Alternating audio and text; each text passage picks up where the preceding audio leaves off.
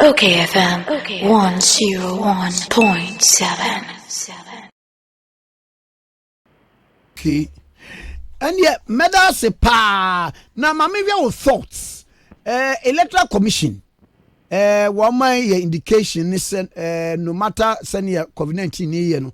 Maybe nipa bi kura suggest say yenye social distancing in registering potential voters our 2020 election yenya credible electoral register ewu mu enmi ade san komo yi akoso a me say discourse no ekoso Kofi Adams de why national organizer enti ye ni general secretary of MPP kwa twen komo no so abato na nadom pese ebeba na COVID-19 ti anto aba na mete so there be no not any constitutional crisis enti so who offer suggestion be as to how we come out with a credible voters register say na champion Kofi Adams beka minia kwa mkomo na anu ya na yekoto aba yi assembly members omo sembra emre bia omo abehye ni se ye nyina ye ko bebi sese a ye nhye max ye yesi wan hye a ye usi ni nyina omo sembra enti register na ye de koto aba yi campaign for omo sembra expeni ye sika at the assembly level na enye credible the register enye credible ye de koto aba enti obi a we di nkugo no nim say nipa no right say obe challenge the electoral commission in the conduct of elections now register no very credible na obi na why na adwen say since now also register say enye register say ya electoral commission ni MPP party on one face eyo World Cup no nko obi anka abato ho nsema ebesi wo December look America when him say America kwakoye the major the omaya COVID-19 aha won pa no America betwaba many weeks before us onu beto omaba in November obi anka abato ho nsem ewo ho amayaman bi wo ho o meto aba before us obi anka abato ho asem na wa anka ho asem abede no wato yo omo nka ho asem because when him say eba no abato a there is not much of a problem and by that time solutions would have been found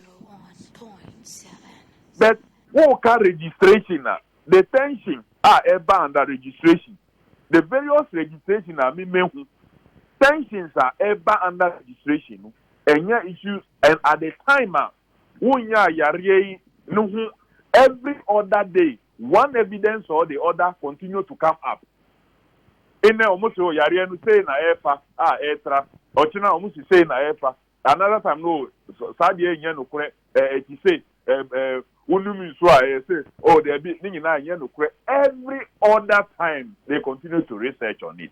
Enti abra yeguso a yare ekwan a efa so a etra no won kanipa mbom bebre obema yare na yeden atra ene abra mampenin or catch social distancing yen na yen say including even lockdown na nipa hin e no mwenya fa yare no wo Ghana ye practice all those protocols so na so dey bia more persons enya fa yare no ene number now go to 3,091. At the time, only still lockdown. 1,042. I go for you know doctors need to come on. We should not be alarmed by this escalation of the numbers. It is not about we should not be alarmed. And yeah, I'm doctor now. We nipa kura obiwa doctor no show kura. Oh, don't be alarmed. Oh, don't be alarmed. Me, my father was dying. The doctors were giving me assurance. He died finally.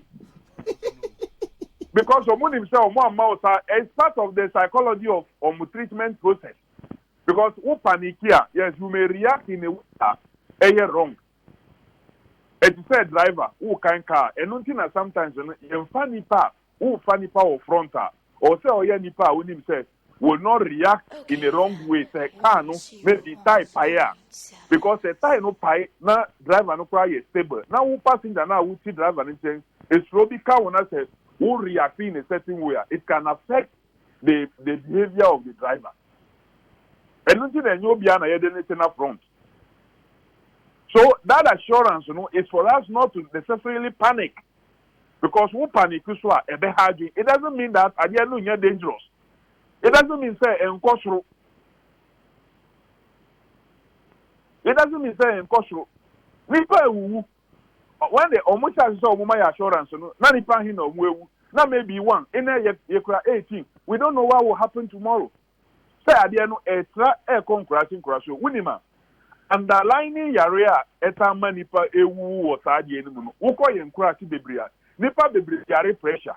Ebinumu yare is a situation yare and so munim. And this time kron kase baby bebrena ya was yare at least they are way ye taking care of ourselves. And see ama as a result of good management of some of the underlying cases, they already know other underlying cases. Can you imagine? Obi always situation it will make your case worse. Obi our pressure on him. It will make your case worse. Because for the brain, they won't crashing or more underlying cases or more managing. So we should not. And what's this idea, bro? We don't have to joke with it. Yeah? Look at the number of cases are in Accra. Now, so the number of deaths are ACC or Accra, and compared to number of deaths are ACC or other areas, it should tell you something. Say, yariya extra compressing crashing, or and I had compressing crashing. So that assurance should be very careful. Yes, they are omoyo with. They don't want us to panic and to move my assurance. That is why I'm saying that with all these protocols, extra. So protocol then be on a wuba beye say ye register obey protocol in nipa nya sa yare no. Protocol then is it not the same social distancing and physical distancing? Say wearing of mask, and so on and so forth. A doctor for omunya sa yare no, omu sise mask. Omu wuro omunfa. Omu nye social distancing. Now, so still, there are reported cases of even healthcare providers omunya sa yare. So just because of being desire, they are not more kanya. And you see, the social distancing and all this is a idea. You see, if you have to appear somewhere, that by all means you must appear. Hey, Mammy Musadio. Hey, Mamma. Hey, many na no Bibu Hindi Nkomo. And was he's not speaking for the East, but Bill be a Li be a Aquato Parliament, no.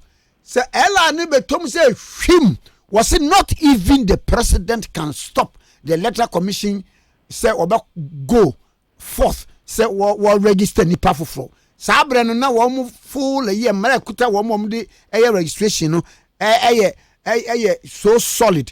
They only have to make the arrangement to say social distancing no ebeko.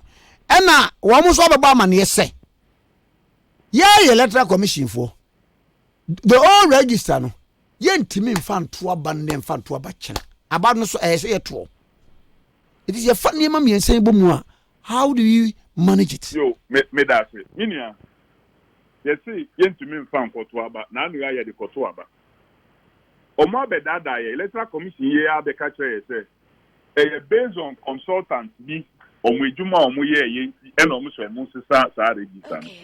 And a political parties are anyone ye Jumanu on say, but our consultant in the report, my copy. And yet, governance secret. About yen voter register and a consultant in also mobile Juma. And on the report in Abba. Yes, report in my copy. Parliament is where be said, for copy in the brain. Now, yes, you ya consultant in the bay, I was registering a credible. This in political parties, at least as NDC, Yensanka Kopia, Parliament, you may be the minority leadership or Mukan, the business committee, and now all those committees, or Musanka Bibia, said the whole Parliament plan, I am from Mawana. At least leadership, no, or Musanka Bibia.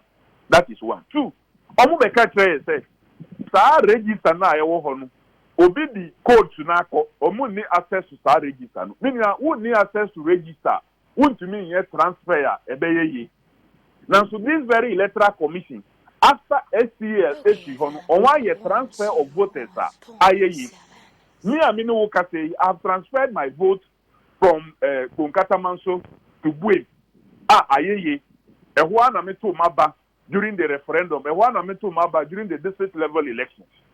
This very same electoral commission in 2019, omo limited registration na omo de edin foforo ekoka register the data na ewo ho FIA.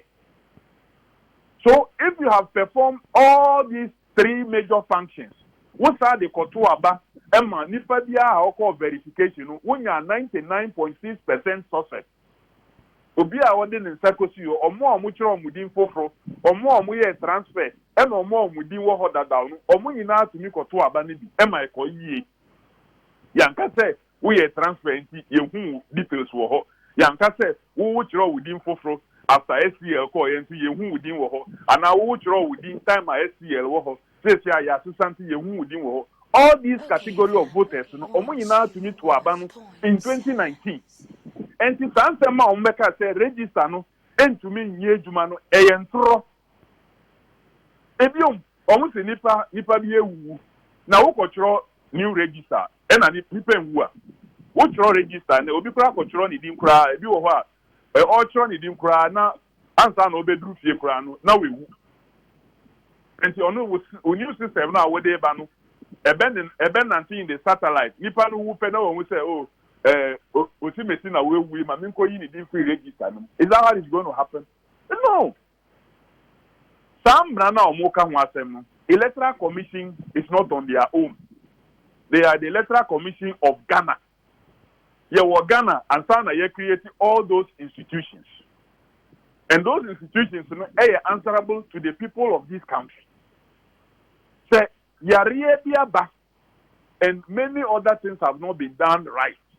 Now it's changing now because who the Mra you can go and withdraw.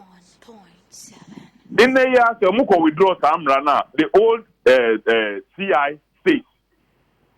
That is one. Two, Eikura mature, they can still take a new CI in for the 21 days after that, Omekwa limited registration. Just for a few people. And nipa ya structure mudin say be limited that omumbro even a million because 2019 we are trading already there limited registration in 2019 so say esa ko limited registration in 2020 nipa omumbro mudin omumbro a million because from 2016 all through to 2019 omumbro mudin in the limited registration there were about 1.5 million. So just this 1 year, no, I don't think there will be more than 1 million across the country. But Osaka trading of almost close to about 18 to 20 million all over the country. Can you imagine that population converging at various polling stations? Now, we social distance. One, we social distance. Social distance within your registration center. What about outside the registration center? And yet the same explanation na NIA for the Maya Eastern region. Who could do baby a mutual mudin around the table there is social distance. And so who pia bonking and sana uberu when there's no social distance. So sakasa no more mumfa makura corona no enya dia osa yedi dia grow.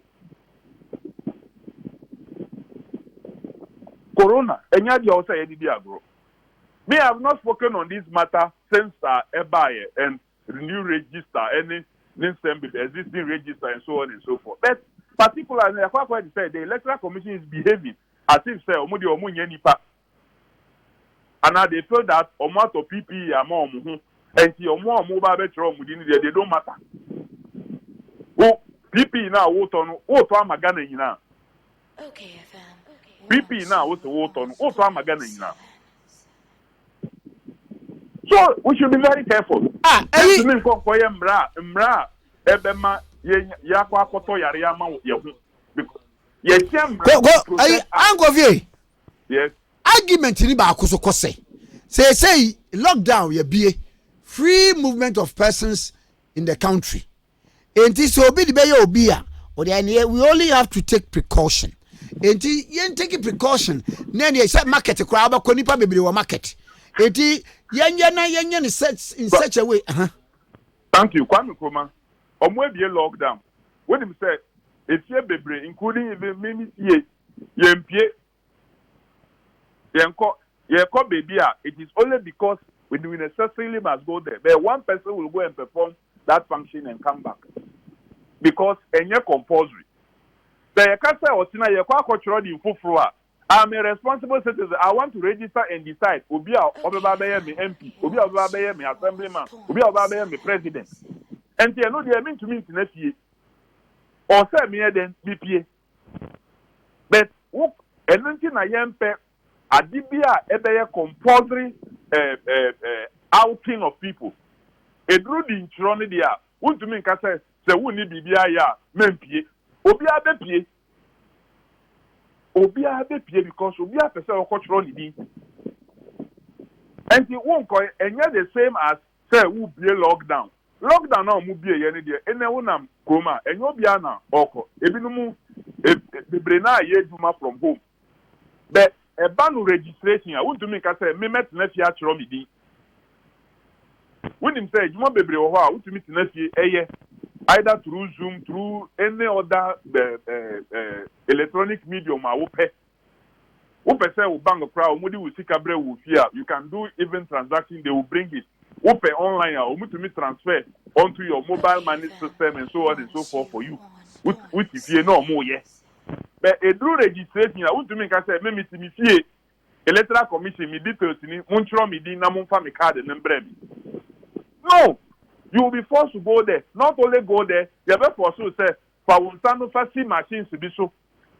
A conjunction no say, "What na compulsory? You must sit on that chair." Inyama bebre wo ho a ebeye o share on that say or say yeah.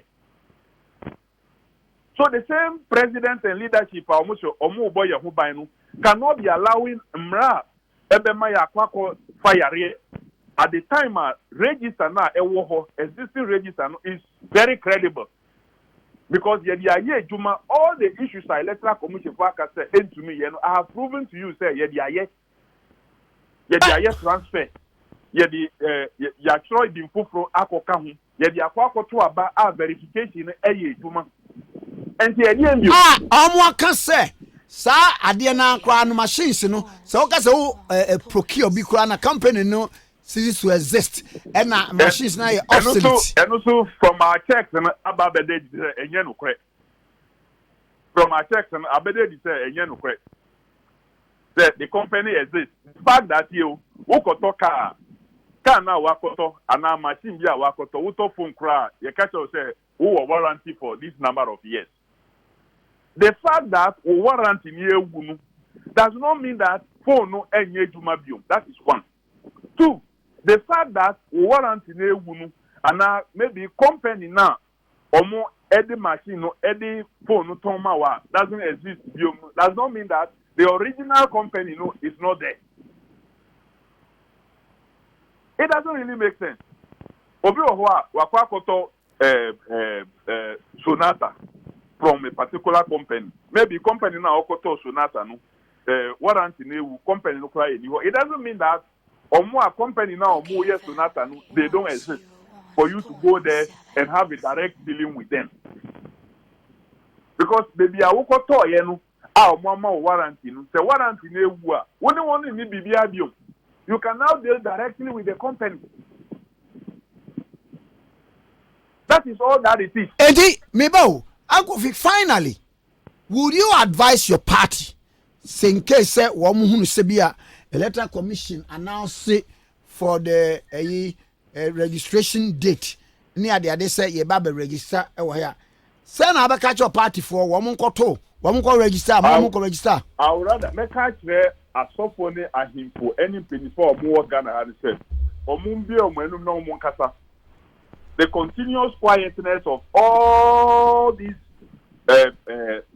level-headed persons are I expect to say Omube Kasa so that near all your right no ye beye edi abua o mine eno na ama electoral commission omugu so omutu anamo a endi mboye nyina look enye NDC fonkwa na ebe affect wonu se we Catholic osofo na won kasa Catholic ma e wo Ghana ha ebe ka ho Pentecost ni na won kasa Pentecost for wo Ghana ha ebe ka ho we Assemblies of God pe na won kasa Assemblies of God for wo ha ebe ka ho we chief imam na won kasa nkramofo wo man Ghana ebe ka ho we traditionalist ni sinina se won kasa ye wo mu a mu ye 80s wo Ghana ha ebe ka ho enti ye nyina na o se ye kasa so that boni a won pese o mu tue so no emba mayen tra o se ye twen ama ye bue kwan se ye nsanko asori biom na ye nko gina ho ade a o se ye de ya adwen ye no Nyankopon on si fom emma meye maye Nyankopon wa maye nyansa wa maye adwen se ye mfa nye nyama bebre ade a o se ye de ya adwen ye no yentumi nko gina asori dan emmom mpa ye se ye nkonko ye register so that obi a nya yare no bibia emre kura ni ho o se electoral commission timetable na omode ba no e so tight to the point say omo isise bi a me hu ye no ye ba be ye even filing of candidates and sign of my final verification of a register did this and see that you have to verify your register conclude it and sign filing of candidates because they are out of a final register no and na nipa betuma ye den akwa for filing the documents and enya about say enya na meka kire NDC for eya about mpenifo a ye wo man ga de o say ye sorry na ye kasa me ba se mpenifo wan na enkasa aye ye onwa na wan na what say o kasa fast asemi hu wona wo host program bibisa o wan na what say wa be kasa on this issue on your platform ampo ba Professor Martin Kwana maintain nka and yeah one friend na mumbisa say na dunya ni say at this critical time yeah Bobosia to do all the things no yen san konko say $150 million say ye de kwa kochro din a abra idin no ya chro a ewo ho a eye djuma na ena abra so a ye wo yare a e haye mumbisa o munyina asofo bebre momun twen mun kasa nanu Bishop Dag Heward-Mills every point be I had no okasai but maybe he should have spoken out even also earlier but okasai and it's good one more can say oh efa sa yare ya aba yentu omokaka say ma men to just sorry nkwani schools because yare no enye yare a generated from Ghana if we are manone na eba and say why do you say okay maybe say ebia bagana ha baby a ye congregate bebre no any sorry any school me two school ni sorry why you know immediately so now we have to bother them so that enye den yare no ye den enwuram but omo anye sa eno no koka say omo ni ye fasa ade no kasa na sam ignoramusis so so on a doctor or a medical doctor or a medical doctor so he wasn't just speaking he was also speaking as a trained professional doctor so some penifoni you know omonkasa ahimfo akese minimum omonkasa we shouldn't sit down and keep quiet and think that the NDC any MPP for them then mo frɛ Kofi Adams na mo frɛ Obiri Buahi na mo frɛ John Wedu na ye ball ko baby I see Ango vi medasa no pay medasa so minion medasa o Kofi Adams yeah former national organizer the man this year you know was sign parliamentary candidate for Buem Yemma Democrat Okay FM 101.7